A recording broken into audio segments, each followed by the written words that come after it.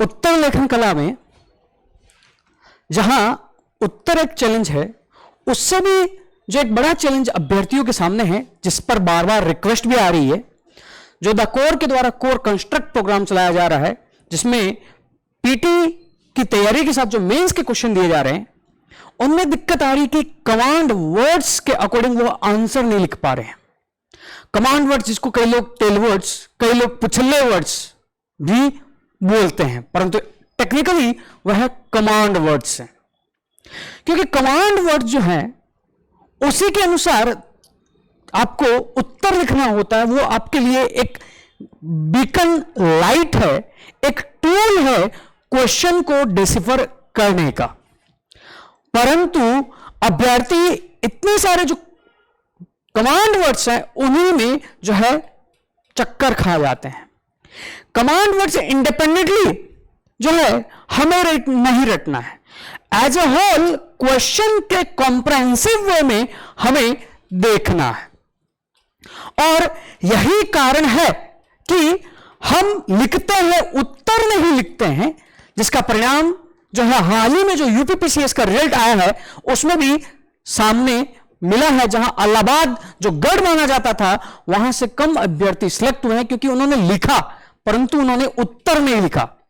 परंतु the core के अभ्यर्थियों की बात करें तो उनमें से कईयों ने जो है मेंस उत्तीर्ण किया है। तो आज का हमारा टॉपिक जो है वह है कमांड वर्ड्स।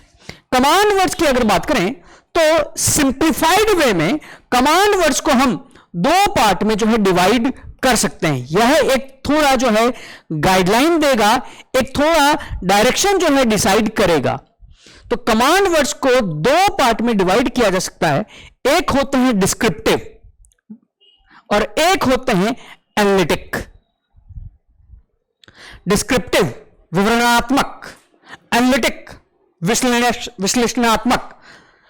एक बार यह आइडिया हो जाएगा तो बाद में जो कमांड वर्ड्स आएंगे तो उनको टैकल करने में कहीं ना कहीं आसानी होगी।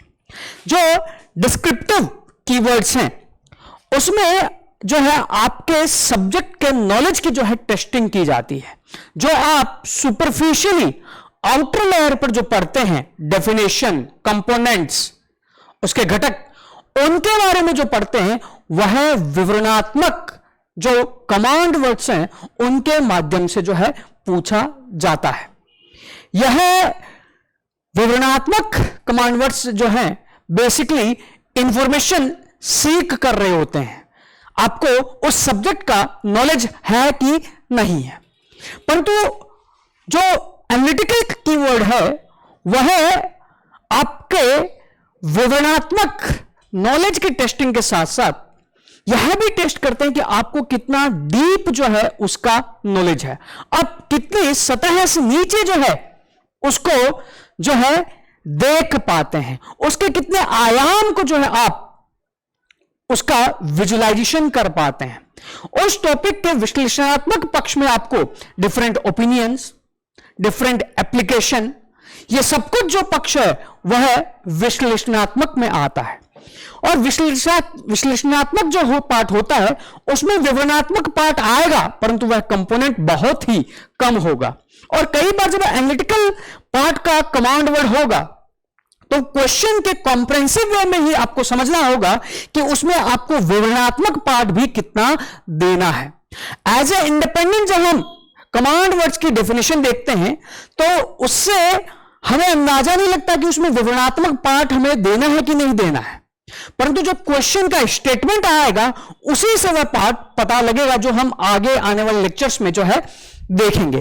तो विवरणात्मक आपका इंफॉर्मेशन, आपका ज्ञान, नॉलेज, व्हाट को सीख करते हैं। विश्लेषणात्मक जो पक्ष है, एनालिटिकल जो पक्ष है, व्हाई, हाउ, आपका डीपर जो नॉलेज है, डिफरेंट ओपिनियंस, डिफरेंट जो आपके अल्टरनेटिव पक्ष हैं, आपके जो प्रपोजल है उसको जो है वह सीख करता है।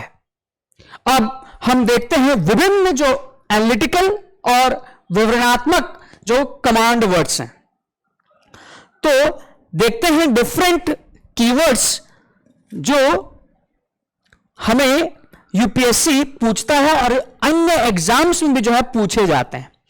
अगर डिस्क्रिप्टिव की बात करें तो यहां पर ग्रुपिंग्स में कर रहा हूं क्योंकि वह ग्रुपिंग जो है आसान हो जाएगी जब हम आंसर देंगे। तो उन ग्रुपिंग के जरिए जो हमें उस ग्रुप को अगर हम याद करेंगे तो उस ग्रुप से ही हमें जो है क्वेश्चन को आइडेंटिफाई करने में जो मदद मिल जाएगी हमें कैसे लिखना है। डिस्क्रिप्टिव में हम देख सकते हैं कमांड वर्ड्स लाइक डिफाइन, परिभाषित कीजिए, डिस्क्राइब, विवरण दीजिए, स्टेट, बताइए, क्लासिफाई, वर्गीकरण कीजिए, आइडेंटिफाई, पहचानिए। यह कीवर्ड जो है आप इनको एक ही क्लब में रख सकते हैं। ये सारे जो है डिस्क्रिप्टिव कीवर्ड है। इनमें आपको जो क्या करना होता है, इसमें आपको बेसिकली जो क्वेश्चन जो पूछा गया है उसके मेन फीचर्स जो हैं उसको लोकेट करना है, उनको पहचानना है और उनको आपको जो है आंसर में जो है प्रेजेंट करना है।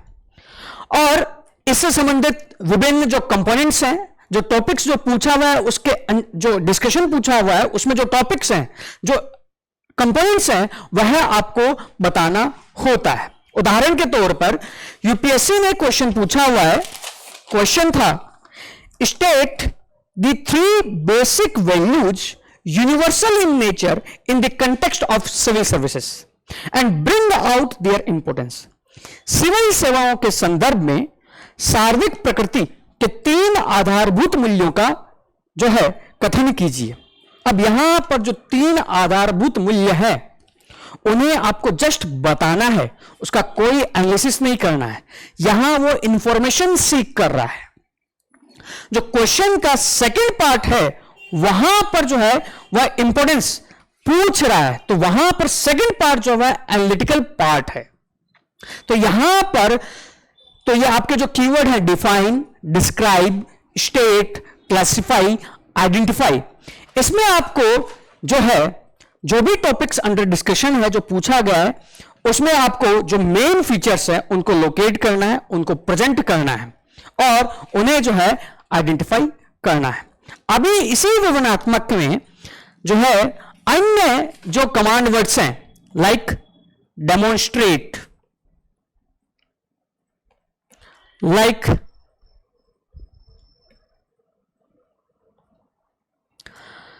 illustrate, शो, हाउ, यह जो कीवर्ड है जो हमने अभी पहले कीवर्ड देखे थे उन्हीं को कंटिन्यू करते हुए आपको एग्जाम्पल्स के थ्रू जो है उनका प्रैक्टिकल एप्लीकेशन कैसे वह हो रहे हैं, कैसे वो इंप्लीमेंट हो रहे हैं, कार्यान्वित हो रहे हैं, वह बताना होता है। अगर कीवर्ड्स हैं डेमोन्स्ट्रेट, इलस्ट्रेट, शो, हाउ, तो इसमें आपको बेसिकली जो बताना होता है वह किसी आइडिया की वर्किंग, कैसे वह वर्क करता है, कैसे वह फंक्शन करता है, वह बताना होता है। फिर अगर हम विवरणात्मक में बात करें जो सिंप्लीफाइड है और लाइक आउटलाइन और समराइज, इनको आप जो है एक ही ग्रुप में जो है रख सकते हैं, जिसमें आपको जो टॉपिक्स अंडर डिस्कशन है, जो टॉपिक अंडर डिस्कशन है उसको पहचानना है और उसके मेन पॉइंट्स जो हैं उनकी जो है समरी, उसका सारांश जो है आपको प्रदान करना है। फिर जो आपका नेक्स्ट विवरणात्मक कीवर्ड जो हो सकता है वह है ट्रेस। ट्रेस मींस आपको डेवलपमेंटल साइकिल हिस्टोरिकली वह कैसे आया, कैसे कैसे वह विकसित हुआ, like trace the origin of or trace the idea of non-violence in the experiment of Mahatma Gandhi. तो यह आइडिया कैसे डेवलप हुआ, उन्होंने कहां से लिया और कैसे कैसे उन्होंने एक्सपेरिमेंट किया, वह आपका जो कीवर्ड है वह है ट्रेस। आपको ट्रेस करना होता है। अब आते हैं हम विश्लेषणात्मक एनालिटिकल कीवर्ड्स। एनालिटिकल कीवर्ड जो है यह इसमें डिस्क्रिप्टिव कंपोनेंट होगा, परंतु वह कंपोनेंट बहुत ही कम होगा। इस एनालिटिकल पार्ट में हम देखते हैं कुछ keyword like account for, explain. इनमें जो है आपको डीपर लेवल में क्लैरिफाई करना होता है। जैसे एक्सप्लेन जो है आपसे सीख करता है व्हाई एंड हाउ पार्ट, परंतु क्वेश्चन का जो स्टेटमेंट है जिस कंटेक्स्ट में पूछा गया है उसमें अगर व्यापक तौर पर देखें तो हो सकता है वहां आपको वाई कंपोनेंट के जो है उसको उत्तर देने की आवश्यकता ना पड़े। अगर एक्सप्लेन की बात करें तो यूपीएससी ने जैसे क्वेश्चन पूछा हुआ था, एक्सप्लेन दी 2017 का क्वेश्चन है, explain the salient features of the constitution 101st amendment act 2016। संविधान अधिनियम 101 संशोधन 2016 के प्रमुख अभिलक्षणों को समझाइए।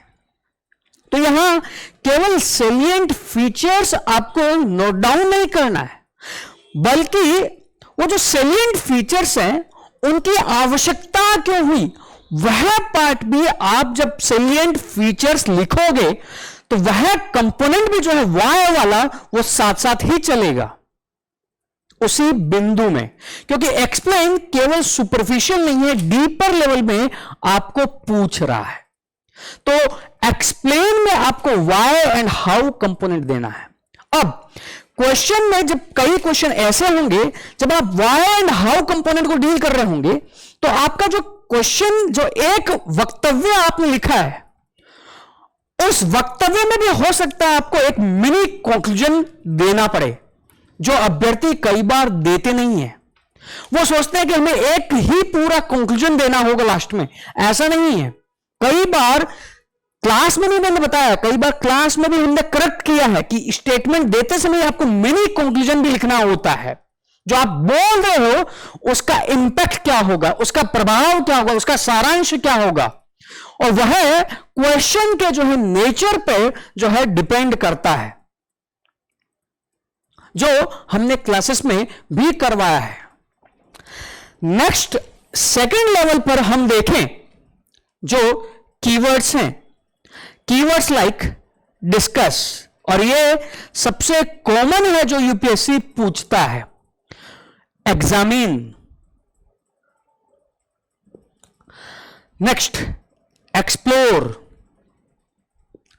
नेक्स्ट इवेल्युएट, इसी के साथ आप एसएसपी लिख सकते हैं। फिर कंसिडर, यह जो कीवर्ड है इसमें आपको जो क्वेश्चन पूछा गया है उसमें आपको मेन फीचर जो है आइडेंटिफाई करने हैं, उनको एक्सप्लेन करना है। उसके साथ साथ उस टॉपिक से संबंधित जो विभिन्न सिद्धांत है, थ्योरीज, विभिन्न आइडियाज जो विचार हैं और उनके मॉडल्स हैं और उनकी जो प्रैक्टिसेस हैं उस आइडिया के पीछे वह भी बताना है।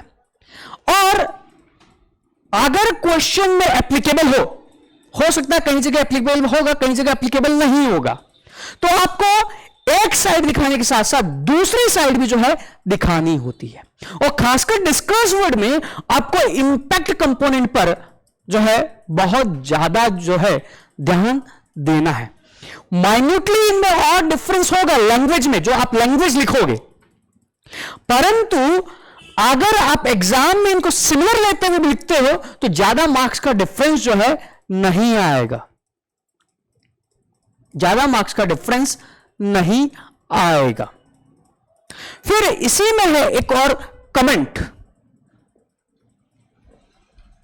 चर्चा कीजिए। इस कमेंट में आपको भी यही फॉर्मेट फॉलोअप करना है, और यह कमेंट भी जो है एनालिटिकल पार्ट है, और इसमें आपको अपनी ओपिनियन, परंतु वह आपकी ओपिनियन नहीं, जो वेल एस्टेब्लिश्ड ओपिनियन है वह देनी होती है। और इनमें जो फॉर्मेट भी होगा तो उसमें फॉर्मेट के आंसर में आप फैक्ट या एग्जाम्पल से या डाटा से चालू करोगे। फिर आप जब पार्ट लिखोगे, उस पार्ट में भी जब भी आप पॉइंट लिख रहे हो उसमें भी आप एग्जाम्पल, उसका एवल्यूएशन और उसका मिनी कंक्लूजन करते हुए पूरा पॉइंट लिखोगे। और यहां पर जब उसके फेवर में लिख रहे हो तो नेक्स्ट में आप उसके अगेंस्ट में भी जब लिखोगे तो आपको इस तरह का फॉर्मेट भी जो है फॉलो करना होगा। अभी जो है लेक्चर के वो दायरे में नहीं है, परंतु जब हम इसके अंदर एक एक को डील करते हैं तो हमें फिर इस तरह जो है डील करना होता है। नेक्स्ट जो कीवर्ड है, और ये कीवर्ड जो है ऐसा नहीं कि हमें रटना है, जब हम क्वेश्चन की प्रैक्टिस करेंगे, कॉम्प्रहेंसिव वे में हम देखेंगे तो वह अपने आप ही जो है इम्बाइब होने लगेगा। हमें उसके प्रति कॉन्शियस नहीं होना है, क्योंकि अगर हम कॉन्शियस हुए तो हमारा पेपर वैसे ही छूटेगा। हमें इसको जो है अपने सबकॉन्शियस माइंड में ऐसे लाना है कि जैसे वह ऑटोमेटिक हो रहा है, ऑटोमेटिक वह जो है काम कर रहा है, और वह जो है प्रैक्टिस से आएगा। उसके लिए हमें प्रैक्टिस करनी पड़ेगी, और यह इंडिपेंडेंटली भी हमें इनको रटना नहीं है कि किस कमांड वर्ड का आंसर क्या है, हमें क्या करना है।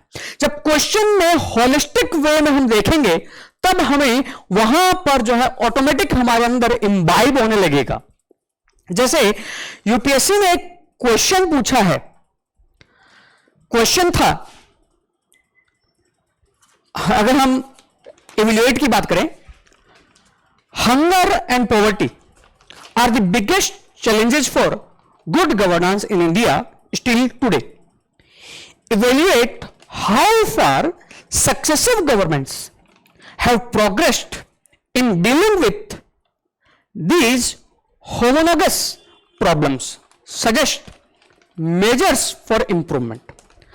अब तक भी भूख और गरीबी भारत में सुशासन के समक्ष बड़ी चुनौतियां हैं। मूल्यांकन कीजिए कि इन भारी समस्याओं से निपटने में क्रमित सरकारों ने किस सीमा तक प्रगति की है, सुधार के लिए उपाय सुझाइए। यहां पर कीवर्ड जो है इवैल्यूएट है, और जो यह स्टेटमेंट है वह मेन क्वेश्चन नहीं है। क्वेश्चन है जो भूख और गरीबी जो सुशासन के लिए बड़ी चुनौती है, तो इसमें आपका मेन जो क्वेश्चन है गरीबी और भूखमरी, गरीबी और भूखमरी की समस्या जो है उसको निपटाने में जो क्रमित सरकारें हैं, जो सरकारें आई है, जो 1950s के एरा के बाद से अभी तक का जो समय है, जो सरकारें हैं, तो जरूर नहीं कि आप जो है हर सरकार का एरा इवैल्यूएट कर सको, वो आप पर फिर सहूलियत पर है। आप किस डिकेडल या दशक या 25 वर्षों के एरा में बांटकर आप जो है सरकार की नीतियों की समीक्षा करें कि आपके पास पहले कौन सी पॉलिसी थी, माई बाप सरकार, फिर आपके पास कौन सी वेलफेयर पॉलिसी, फिर आपके पास कौन सी अप्रोच, राइट बेस्ड अप्रोच। तो आप इन अप्रोचेज जो हैं, इनके प्रोज, इनके कॉन्स पर आप जो है उसको इवैल्यूएट कर सकते हो, वह उसका जो है इवैल्यूएशन होगा, और उसमें आप एग्जाम्पल का भी जो है सहारा ले सकते हो। तो यहां पर आपको डीपली जो है एनालाइज करना है। फिर जो कीवर्ड है वह है एनालिसिस, विश्लेषण। यह बहुत कम जो है यूपीएससी पूछता है। इसमें आपको सब्जेक्ट जो है जो पूछा गया है उसकी डिटेल्ड स्क्रूटनी करनी होती है, उसके जो विभिन्न कंपोनेंट्स है और सब कंपोनेंट्स हैं जो है उसको समझाना होता है, उसके ओरिजिन, उसके स्ट्रक्चर, उसके ऑर्गेनाइजेशन जो है उसको लेते हुए उसके पॉजिटिव नेगेटिव फीचर्स, यह सब कुछ जो है बताना होता है। डिफरेंट आइडियाज जो हैं उनके बीच में कनेक्शन क्या है, विभिन्न मॉडल्स प्रैक्टिसेस जो अपनाई जा रही है उन सब में कनेक्शन क्या है, वह एनालिटिकल कंपोनेंट है। एनालिसिस का मतलब प्रोज एंड कॉन्स नहीं है। इसीलिए फिर एक और जिसमें अभ्यर्थी कंफ्यूज होते हैं वह क्रिटिकल एनालिसिस।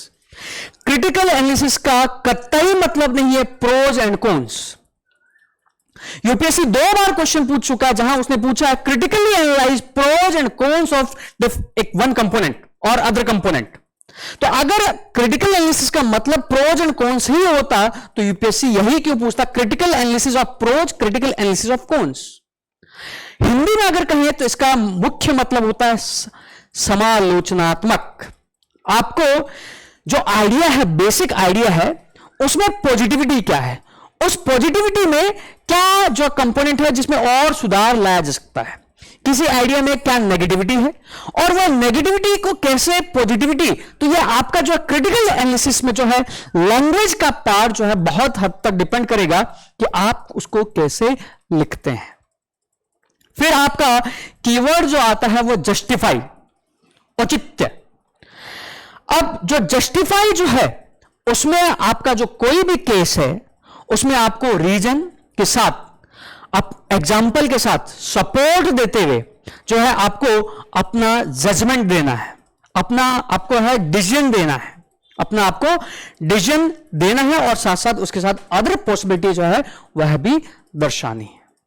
फिर आता है कंपेयर एंड कॉन्ट्रास्ट। अब कंपेयर एंड कॉन्ट्रास्ट जब क्वेश्चन आएगा तो उसमें आपको ऐसा नहीं कि कंपेयर एंड कॉन्ट्रास्ट दिया तो आप पहला कंपोनेंट अलग समझाए, दूसरा कंपोनेंट अलग समझाए, ऐसा नहीं है। आपको आइडियाज का जो कंपैरिजन है, सिमिलरिटी और डिफरेंसेस, उनको एक साथ रखना पड़ेगा और एक साथ करते हुए जो है आपको इवैल्यूएट करना होगा। तो यह जो है बेसिकली जो है ब्रॉड फ्रेमवर्क है कमांड वर्ड्स का, डिस्क्रिप्टिव, एनालिटिकल। और एनालिटिकल में भी डिस्क्रिप्टिव पार्ट होगा, वह क्वेश्चन के नेचर पर जो है डिपेंड करेगा, इसलिए आपको इनको रटना नहीं है। जब आप क्वेश्चन का कॉम्प्रिहेंसिव वे में देखोगे तो उससे ऑटोमेटिक अंदाजा होने लगेगा कि क्वेश्चन क्या है, और इसकी डीप प्रैक्टिस जब आप क्वेश्चन के साथ करोगे तो और ज्यादा जो है सीखने को मिलेगा। कोई भी एग्जाम हो, यूपीपीसीएस, यूपीपीएससी, बीपीएससी जो है, यूपीएससी, इन सब में उत्तर लेखन बहुत अधिक इंपॉर्टेंट हो गया है। आपका एनालिटिकल कंपोनेंट इंपॉर्टेंट हो गया है, तो आपको इन सब पर जो है प्रैक्टिस करना है। वी होप ये समझ में आया होगा। डिकोर से लगातार अपडेट पाने के लिए आप चैनल को सब्सक्राइब कीजिए, न केवल सब्सक्राइब कीजिए बल्कि आप बेल आइकन भी जो है उसको दबाइए ताकि आपको लगातार अपडेट मिलते रहे। वीडियो को लाइक कीजिए और शेयर कीजिए तथा टेलीग्राम चैनल से भी आप हमसे जुड़े रह सकते हैं। Thank you.